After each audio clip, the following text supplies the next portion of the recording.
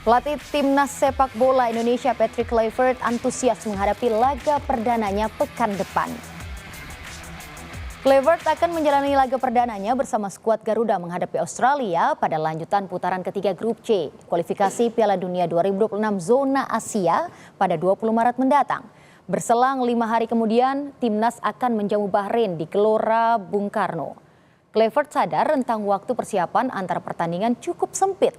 Pelatih asal Belanda tersebut pun menekankan pentingnya menjaga nutrisi terhadap performa pemain. Terlebih, ada beberapa pemain yang menjalani puasa Ramadan. Nutrition, perfection of a player, so everything needs to be very well monitored. The supplement, what the players are taking, the pre and post, and also taking charge that we have players who are in Ramadan. So, and the special times, they need to have the special fuel for their body to perform at the right top.